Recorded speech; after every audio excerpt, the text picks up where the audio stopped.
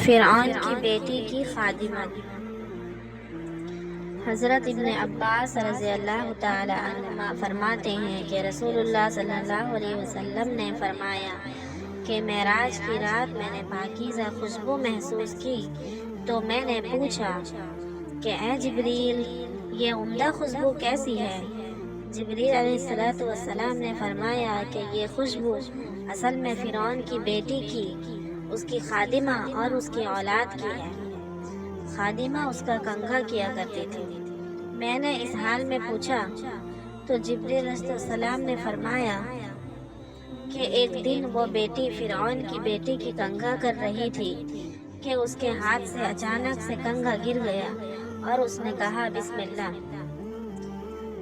فرعون کی بیٹی نے کہا کہ کیا یہ میرا باپ مراد ہے؟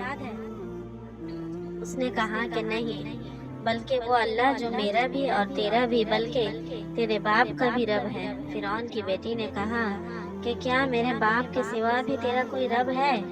اس نے کہا کہ ہاں۔ میں نے کہا کہ میں یہ بات اپنے باپ کو بتاؤں گی؟ اس نے کہا کہ ٹھیک ہے، جاؤ بتا دو۔ چنانچہ فرعون کی بیٹی نے اپنے باپ کو ساری بات بتا دی۔ فرعون نے اس کو بلایا اور پوچھا کہ اے فلاں عورت، کیا میرے سوا بھی تیرا کوئی رب ہے؟ اس نے کہا کہ ہاں، میرا اور تمہارا رب اللہ ہے۔ فرعون نے پیتل کی بنی ہوئی ایک گائے لانے کا حکم دیا۔ چنانچہ وہ لائی گئی، اس میں پانی ڈال کر خوب گرم کیا گیا۔ پھر اس خادمہ کے بچوں کو ایک ایک کر کے اس میں ڈالا جانے لگا۔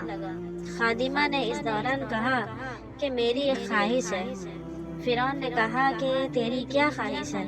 اس نے کہا کہ میری یہ خواہش ہے کہ میری اور میرے بچوں کی ہڈیوں کو ایک ہی کپڑے میں ڈال کر ایک ساتھ دفن کر دیا جائے۔ فرعون نے کہا کہ ٹھیک ہے، تیری یہ آرزو پوری کر دی جائے گی۔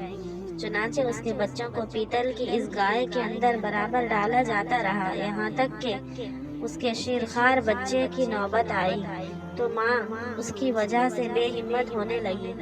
تو بچہ نے کہا کہ اے اماں، مجھے بھی ڈال دو، کیونکہ دنیا کا عذاب آخرت کے عذاب کے مقابلے میں بہت ہلکا ہے۔